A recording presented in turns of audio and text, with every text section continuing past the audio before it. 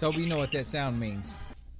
It's means we're live. It's time to start. I just got one question as we get started. Can you feel the tension in the air right now? I know I can. Yeah. Listen. Hey, I can feel it in my plum.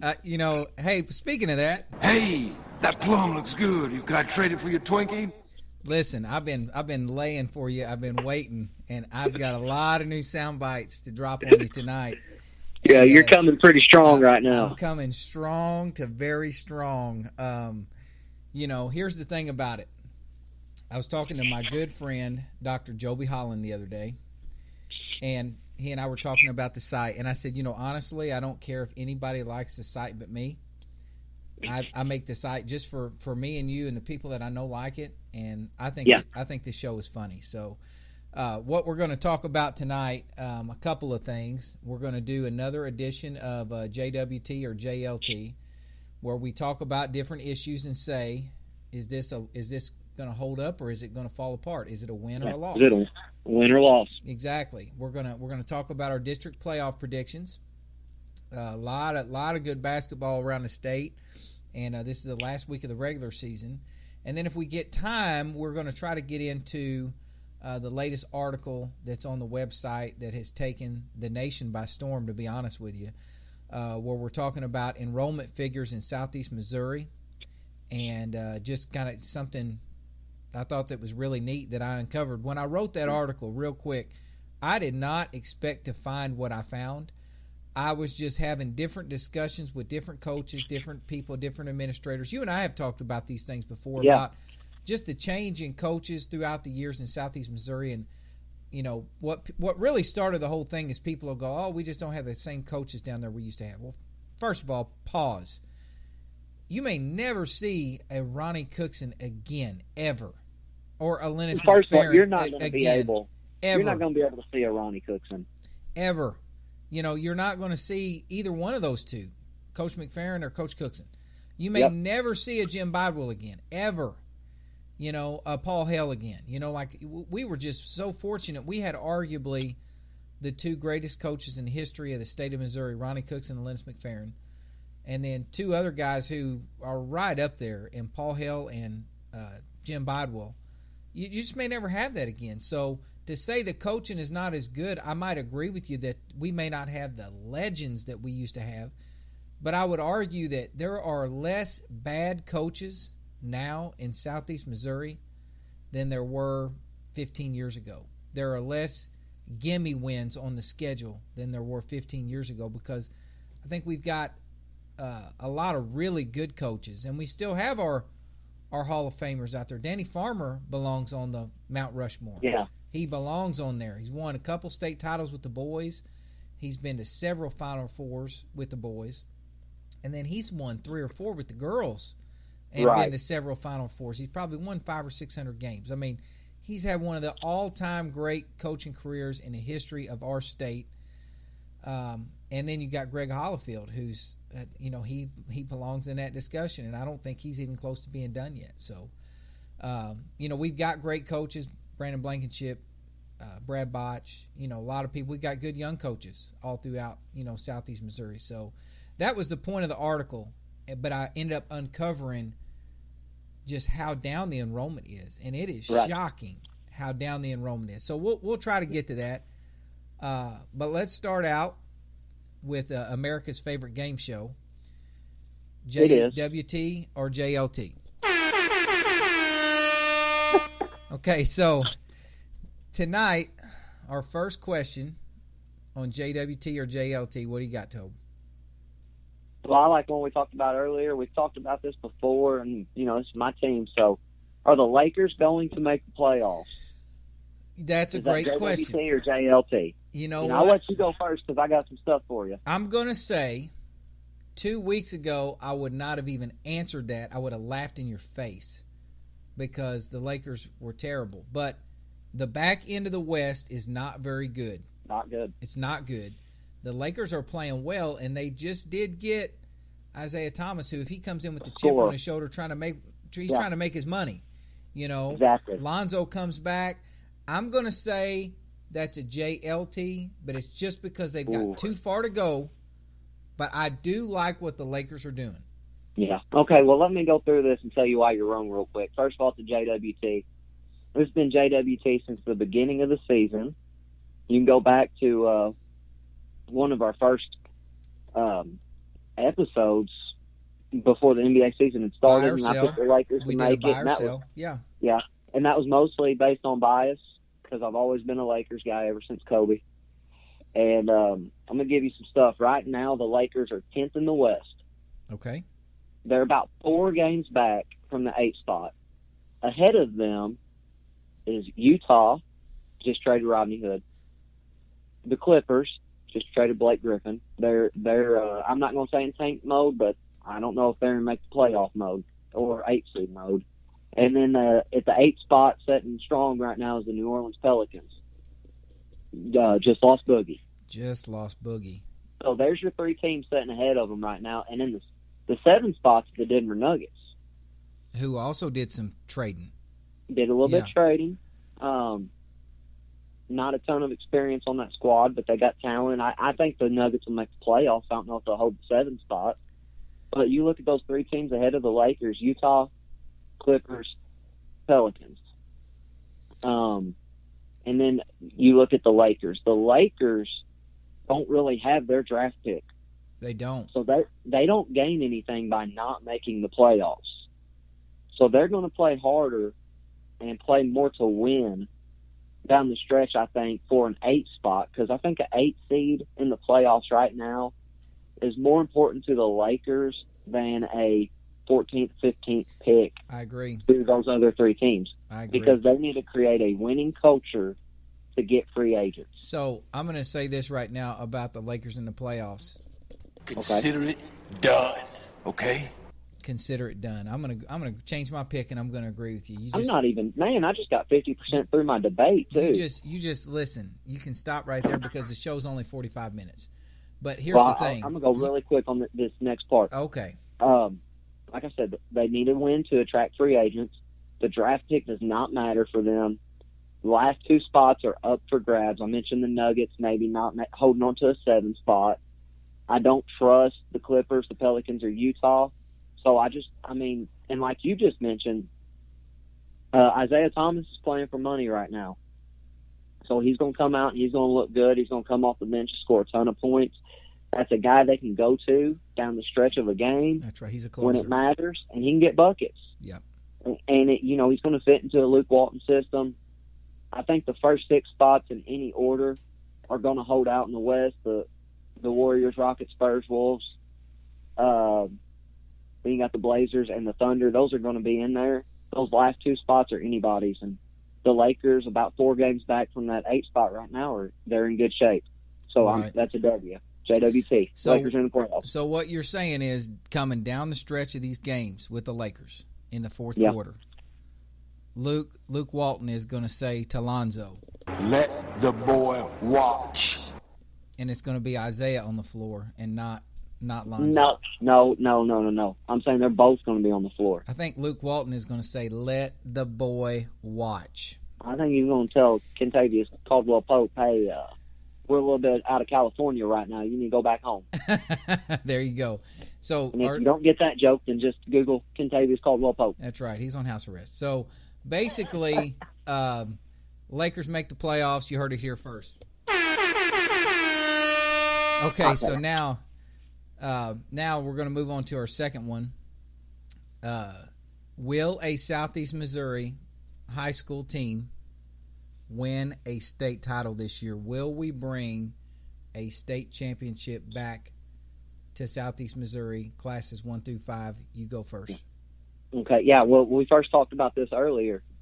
You didn't say anything about a high school team or a state title. You said, well, SEMO team win a title, and I got to thinking, maybe NIT one day, maybe an OVC tournament, maybe the Cancun Invitational, but I don't see those happening either. So we'll stick to high school. And, we got a couple, and we'll probably get into this too when we talk about our district predictions. But in Class 1, you can make a case for a Risco.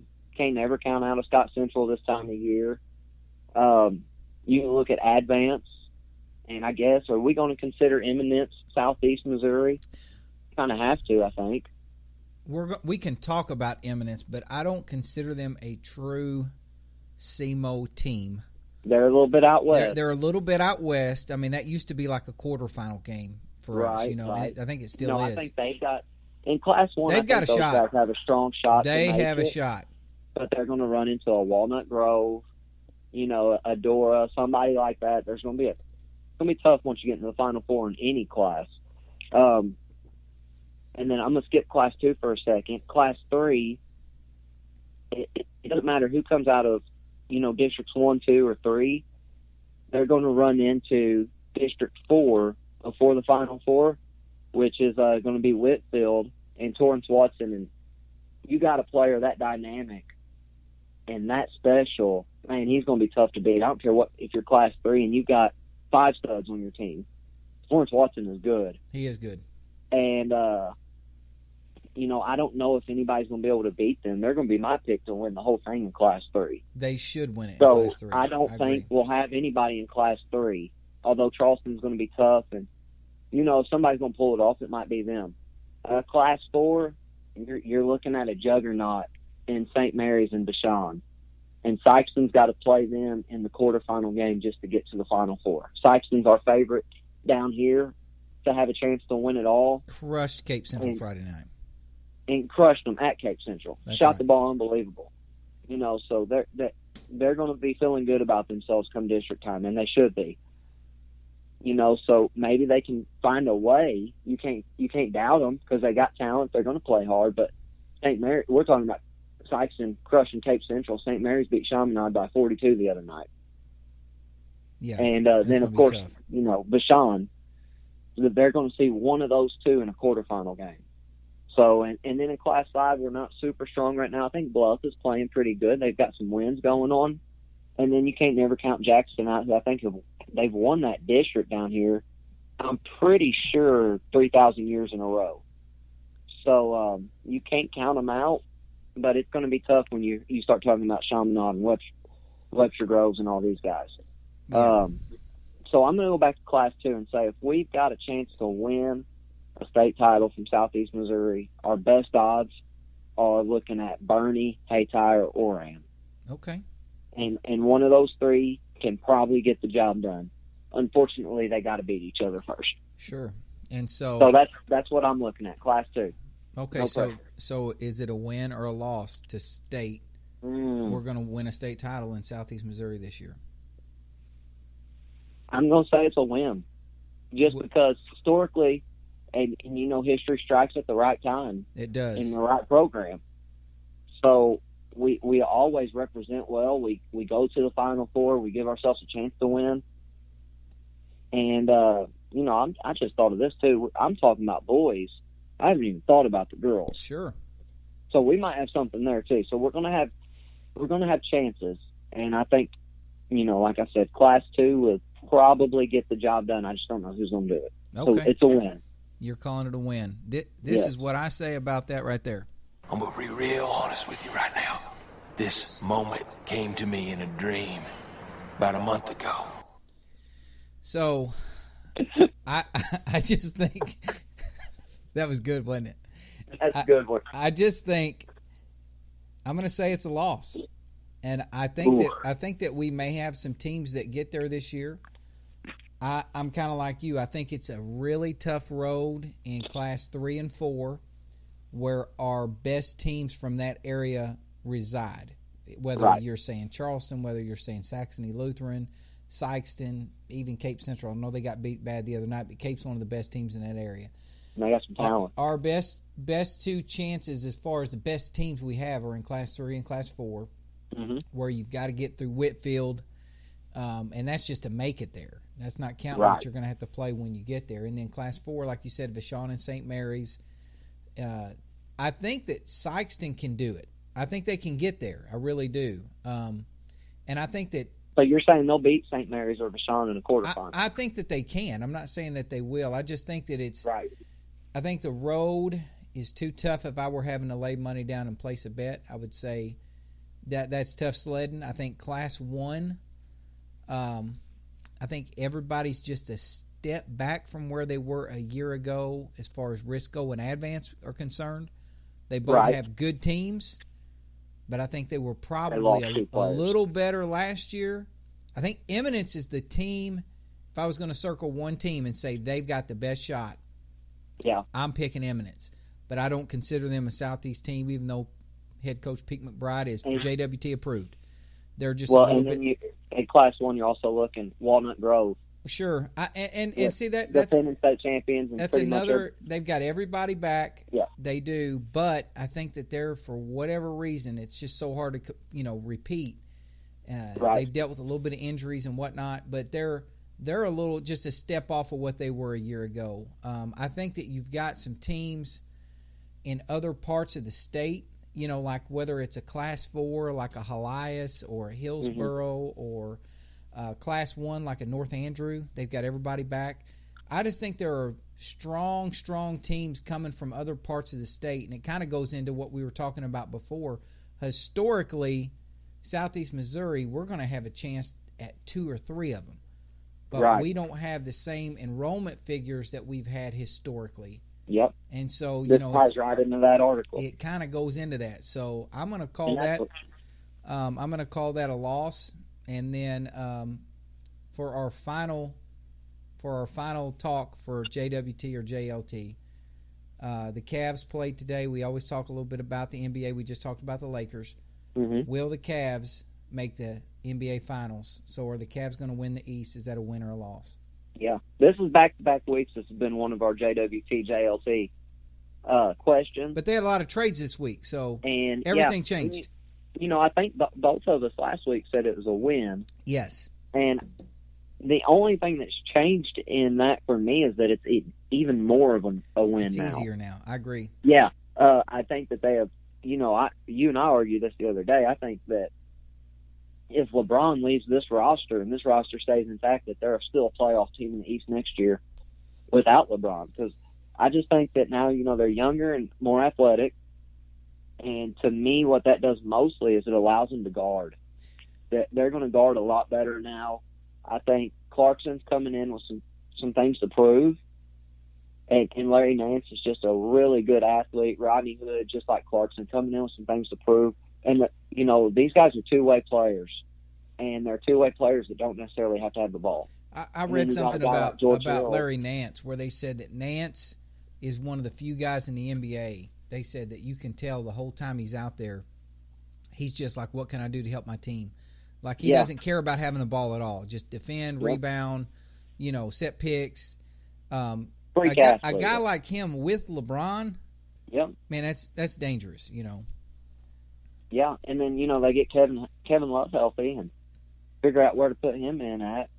But this is a dangerous team. And, I went from saying that they're just going to make the finals because you don't count out LeBron. You can't beat him 4 times in a 7-game series in the East right now.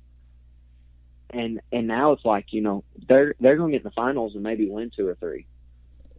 Yeah, I think they closed the gap a little bit on the Warriors. I think they did, and I think if they'll just if LeBron is smart and he wants to win another championship, he'll stay right where he's at.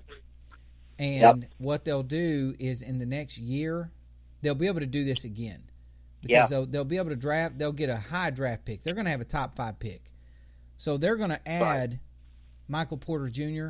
They're going to add Marvin Bagley. They're going to add, one of these good big men. They're going to add room to get rid of Love, premium player. And then what's going to happen is Tristan Thompson's money's going to come off the books. Kevin Love's money's going to come off the books. J.R.'s money's coming off the book. So you'll be able to trade those guys expiring contracts to bring something else in, or just let it come off and now get you a free agent to come in and help you. Yeah. And it's like if he and you've already got these other young pieces to go with, what you're going to have. To me, it's so funny too because since LeBron left Cleveland the first time and got to Miami, he's bringing in all his buddies to play with, and it's all these older veterans. He doesn't want to play with young guys, and now it's like he's going to be better with young guys. Oh yeah, that are willing to accept these roles. Not saying that those older guys that they just got rid of weren't. It's just these younger guys they're more athletic. They are in better shape right now. They can do more things, and defensively, they're going to be able to switch almost everything. Yeah, which right. is going to be huge when you play a team like the Warriors or the Rockets. That's exactly right. Yeah, it's very interesting to think about and talk about. So let's kind of go through our picks real quick and go through class 1 through 5 with our district picks. And, Are we going to do 4 and 5? They haven't released yet. Okay, well then we'll just do 1, 2, and 3. We'll do class 1, 2, and 3, and I'll kind of talk about who's good up in our area and just kind of around the state what people need to be looking for. But you can pick, who do you got coming out of Southeast Missouri? Okay. I kind of looked at districts 1, 2, and 3 for this area, and starting with class 1, district 1, which is the one that I'm in, actually. We start off next Saturday. Risco is our number 1 seed. Scott Central is the number 2 seed. They have Coach Blankenship actually mentioned this, and I should have known, but never really crossed my mind. Scott Central's never lost this district when they've been a part of it. Every time they've been a part of Class 1, District 1, they have won the district. That's amazing. And it's really crazy to look at our district. There's 2 teams right now with a winning record, and that's Risco, the 1 seed, and Cooter, who is the 4 seed, and they're 9-8. They're a game above 500. Wow. Everybody else has a losing record, but I think teams like Clarkton is hot right now. They're playing well. You've got Scott Central, who they're going to be tough. You get them, and we've got them first round. So, if they find a way to get past us, and we've got the game plan now, I'm telling you, we're going to throw out all the stops. May have to throw the kitchen sink at them, but if they can get past us, you can't count them out. And but I'm going to go with the top seed. They're the number 1 seed for a reason. I think this is going to be their year to kind of push through that wall. And I'm going to go with Briscoe, and then up to District 2. It's a little easier to decide for me, and I'm going to go with Advance. And then we discussed Eminence earlier as are they SEMO or not, but I kind of looked at them anyways. You can never count out an Eminence and South Iron District Championship game. That's right. You don't know what's going to happen, but I'm going to stick with them and say Eminence is going to win that. So there's your districts 1 through 3 for Class 1. And then Class 2, this first district's a little tougher. You've got 2 tough teams with the JWT approved coaches with Bernie and Hayti. I think it's them and everybody else. This is going to be that's going to be a great game. Gosh dang, and it's tough to pick. 2 really good coaches, 2 really good teams. But I'm going to go with Bernie. I'm just going to give them a little edge there and say they're going to pull out that district. District 2, I'm going to go with the number 2 seed, defending champs, Oran. I think their toughest matchup, St. Vincent's the number 1 seed, but I think Oran is going to run into a tough second-round game against Chaffee. I agree. Chaffee has won some big games. They've had a really, really, really good year. And for people that don't know, for anybody, Chaffee and Oran are right next to each other.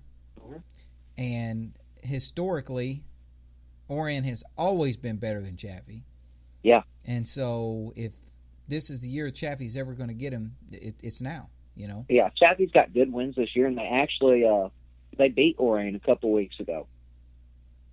And I don't remember if that was at Oran or Chaffee, but this is probably the second, third, maybe even 4th time they've seen each other this year. They know each other really, really well. That's going to be a tough game, but I think Oran's going to pull it out. They'll get through, and they'll be seeing Bernie in the sectional round. And then I went all the way out to District 3, where you've got Thayer as a number 1 seed who seems to kind of dominate that district. And I'm going to call an upset, and I'm going to go with he hasn't been on the show, but he's JWT approved, Patrick Morton. Really good coach. The Neelyville Tigers. They're really good. They've got athleticism. I've seen them a couple of times this year. They're young, but those younger guys have played a ton of varsity time. and I think they're gonna find a way to speed up Thayer and not fall into Thayer's type of game. So there's your 1 through 3. That's Class easier 2. said than done, right there. I know but that's tough to do. Hey, if you're going to be a champion, you got to figure out ways to beat somebody good. And then Class 3, we got District 1. I think probably, I guess you can say pound for pound, the toughest district in the state. Because you got Charleston, New Madrid, Caruthersville, Kennett, East Prairie, Portageville. Got some good teams in this district. I'm going to go with the favorite, Charleston. This is just their time of year. Like we talk about Scott Central, you can't really count them out. And they've got a good squad. They've won some big games. They're not going to be afraid of the moment. So Charleston in that one. District 2, I'm going with Saxony, kind of running away with it. And then District 3, don't know much about any of these guys. Looking, pretty much at records only, and their seedings, I'm going to go with number 1 seed, Park Hills. Park Hills, that's probably a good pick. They've got a good program there. Those are some solid picks, and I think it's kind of like you said, a lot of those districts, it's going to come down to maybe a tough semifinal game, maybe a tough championship game. I don't really look through there and see a district like we've seen in the past. Like I remember Class 3 would be a gauntlet. To just even get out of the first round was hard in that district when it was Kennett, Charleston, New Madrid, Donovan, Twin Rivers, etc. Like that was just a brutal district. But I do think you're going to see some really good games in the second round, even the championship. And then I think, when you get into the playoffs, like you said, if you can get to a Oran against a Hayti or Bernie, that's going to be a great game. If you can get to advance against a Risco and then a winner of that against an Eminence, there's going to be some great games in the playoffs down in that part of the state. And, of course, Charleston Saxony is probably looming out there, and that's going to be that's going to be a heck of a game. I know Saxony's. This will be the third time in a row. Yeah, Saxony's had a lot of injuries this year. They're trying to get healthy, but boy, when they're healthy, they're really good. Charleston is playing really well right now, and like I said about a month ago, you can bet against Charleston Blue Jays and Danny Farmer if you want to. I'm not going to take that bet, And so anyway, up in this part of the state, Class 1, this district that we are in at Prairie Home, there's 4 or 5 good teams in our district. Just solid Class 1 teams with winning records like you're talking about in your district. There's only really 2 teams with a winning record. In our district, there's 4 or 5 teams that could win a game or two, including us, including Glasgow, including St. Elizabeth, Tuscumbia. You got to always watch out for T-Town. And then, of course, you got Jamestown, who is probably the favorite in this part of the state to make a run. They're about number 2 in the state also in the last poll. They're pretty good. And not that the other districts around us won't present some problems for whoever wins, but I think the best teams are in our district. And, historically, Glasgow has made that run, whoever comes out of this district. So right now you got to say Jamestown is the team to beat. They've got a 6'5" kid who's pretty good. They've got about 4 kids that are 6'2" and up. They can rotate in 6, 7, 8 kids. So they got a little depth. They got a little shooting. The guy that's a coach there is named Seth Thomas, and they press and they run, and they kind of play like a boot heel team. You know what I mean? They play like an old Paul Hale Bernie team. They're a bunch of white kids that press is what they are. And they get after it and they can shoot the ball. Class 2 up here, I think that you've got a handful of teams. Harrisburg went to the Final Four last year, but you've got Sacred Heart right down the road in Sedalia, who's probably the favorite. They've got a couple 6'7" kids and a point guard that's a D2, D1 type of player. He's a really good player. You've got what's the other one I'm trying to think of? Fayette. They've been ranked up there in the state all year. I've seen half of the top 10 in the state play. The best Class 2 team I've seen, or at least my favorite team that I watched play, was Harrisburg. Harrisburg gets after it, 2-2-1 press up and down the floor. They've got shooters. They've got a kid. His last name is Combs. His dad was the coach there for a long time. Now he's the superintendent. I'm hoping there's a relation to Luke Combs. He's not related to Luke Combs, but he is related to Steve Combs, who's the superintendent there that used to be the coach. It's his dad. This kid's about 6'4". He's a guard. He can handle it. He can shoot it. He will dunk on you. He's a good player.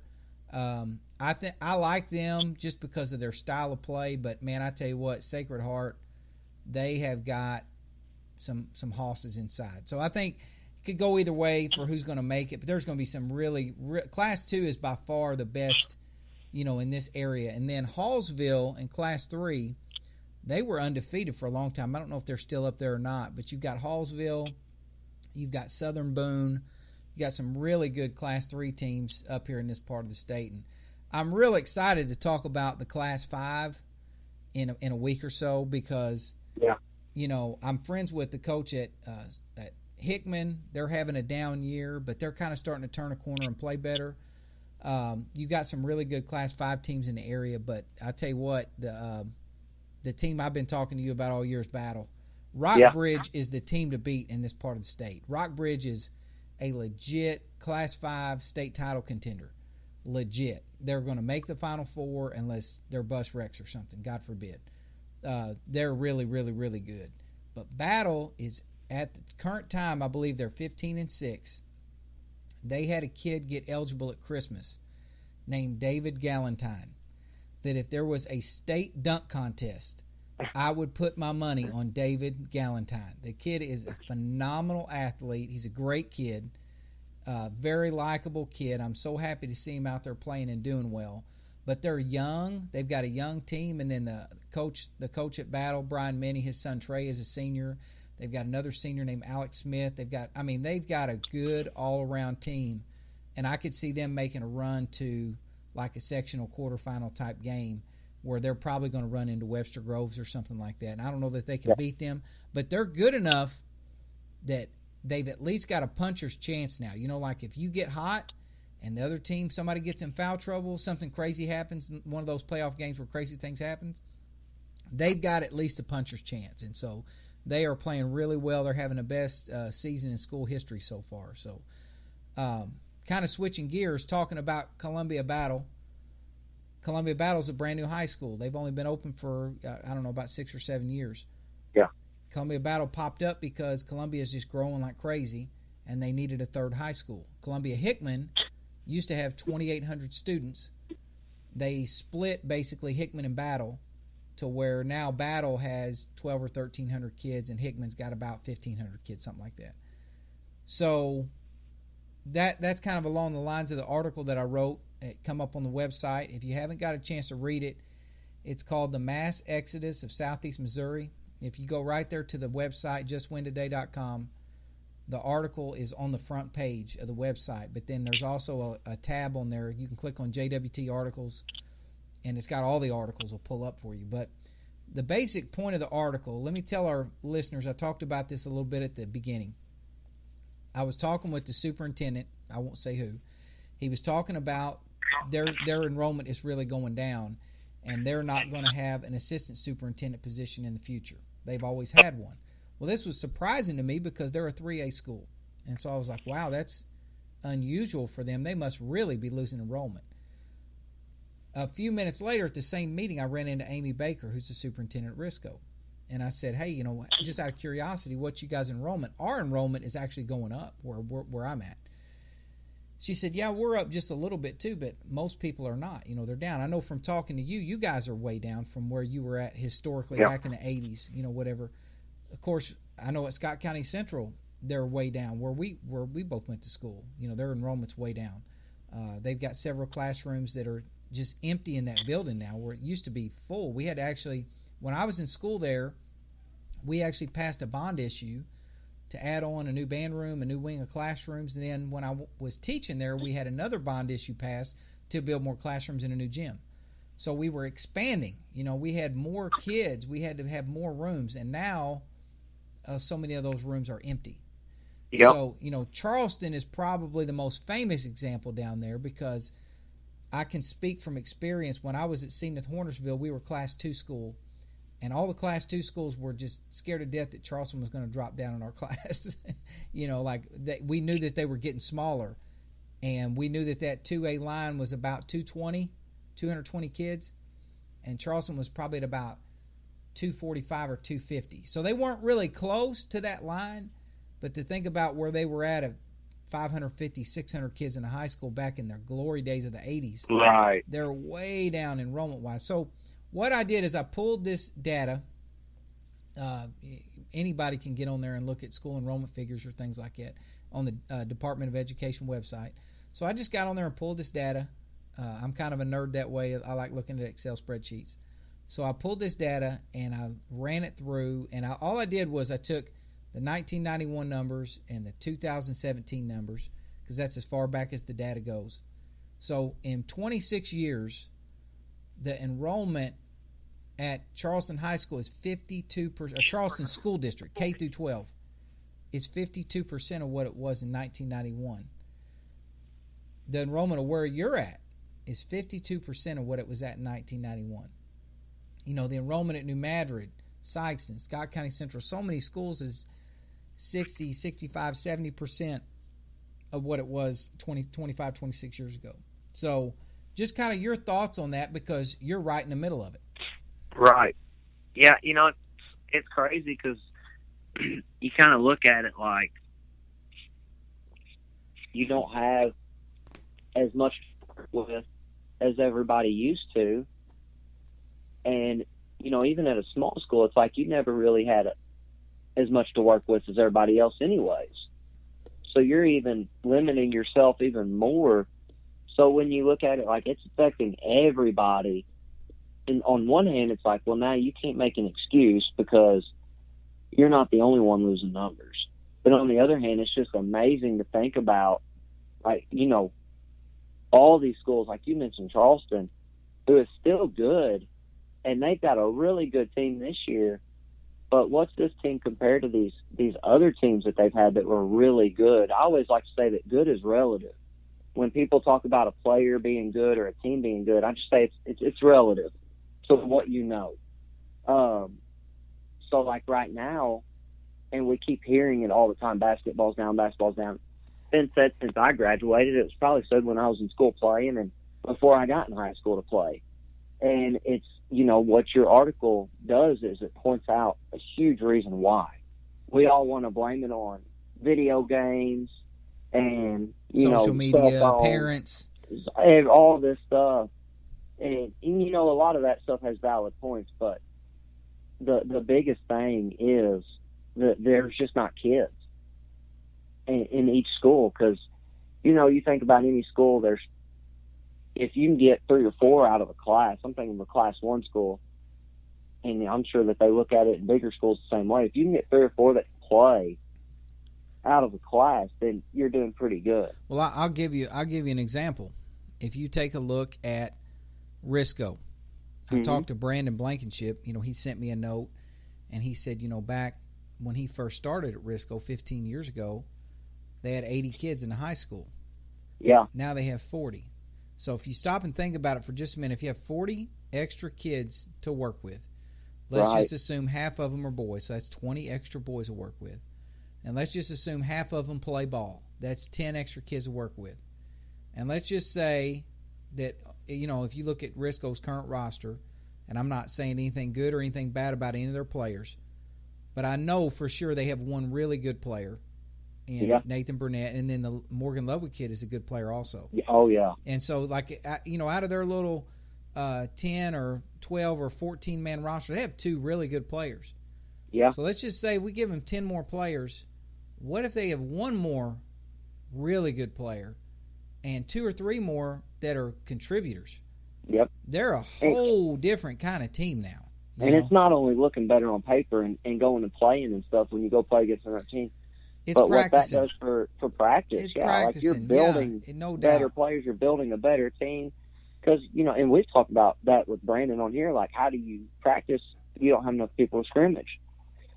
now he can scrimmage if he's got That's those exactly extra right. 10 guys. Well, it's funny you say that because he mentioned to me that they've got some injuries and some things going on right now that it's hard to practice. It is hard to practice. And what right happened? now. Yeah, we went through that at North Penn, where the flu hit us really, really hard, and we're already low on numbers. We've got more than Risco, but playing wise, we've only got about the same amount as Risco that come out to play. Well, and think about this from another angle.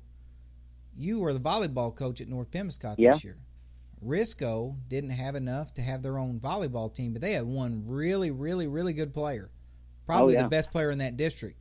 So when they co-opted with Gideon, that made Gideon a whole lot better. So that's kind of the point of what we're saying is if you could take a Risco and Gideon and put them together, or if you could take a Risco and just double it. That's what every school used to be. It's what every school used to be. Yeah. Exactly. And so if you take a look at even other sports, like I know New Madrid, they're way down in enrollment. They're one of the lower ones on the list also, which surprised me because I don't hear that about New Madrid. I'd heard that about Charleston. I'd heard that about Malden and just different schools in the Boot Heel that are declining. But I've never heard that about New Madrid. So that one really, and they're way down. So that really shocked me. But if you think about the dominant run of athletes that they had come through there in the late 80s and then through the 90s and the early 2000s, in football, basketball, they were good at everything. Track, you name it. They went to the Final Four in girls basketball. They were good at everything. Yeah. And I remember I interviewed for the job there one time, and I left there holding the contract in my hand. They offered me the job and to be the assistant coach to Joey Holland when he was going to be the head coach there. And they said, we don't practice in the summer. We don't do any of that. When we got the talent, it was just kind of their mentality. We got so many kids that Joby didn't say that. I'll be clear, but that was just their administrative policy. They don't roll the goals up until football season's over. We don't touch it until basketball season starts. But we can get by like that because we've got the kids, and that was their mentality. They don't have them anymore. They don't have them anymore. Yeah. And so, you mentioned in the article too, where New Madrid's consolidated now, and before they were consolidated, they were New Madrid, they were Lilburn, Parma, Matthews, Parma, all these schools, and they were good. They were all good. Those schools were really good. Hey, you've got 3 schools in the New Madrid County School District that have won state titles that don't even have schools anymore. And so they're all K-5 now. They're all elementary schools now, and so. That's just a deal where I just think it's fascinating. And just to switch gears for just a minute, we talk about sports on this show because that's what we talk about. But just educationally, when you have that loss of students, that's less teachers you can hire, that's less funding you get, that's less grant money you're eligible for, et cetera, et cetera. And so I hope something changes. I think we need to really look at, like I know in New Madrid and Sykeston, a lot of the Sykeston used to be on the north end of town, the McDonald's, all the places to eat, the movie theater. Now it's all on the south end of town by I-57 because that's in New Madrid County. And we got about a minute and a half left here. We're running right up against it. But I think all the businesses went that way because taxes are less in New Madrid County than they are in Scott County. Right. All these businesses and the steel mills and everything is opening in Arkansas, south of Missouri. There's a lot of high-paying jobs down there. I think, we need to look at something. How can we bring jobs back to the Boot Heel?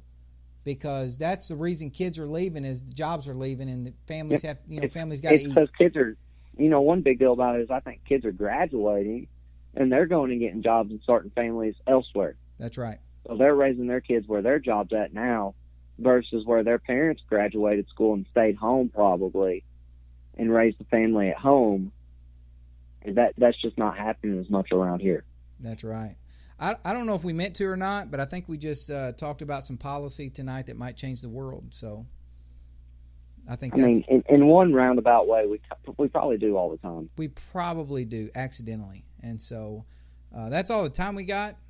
And so get after them this week, last week of the regular season, and district tournament starting on Saturday. Saturday, yep. All right, we'll do it again next week.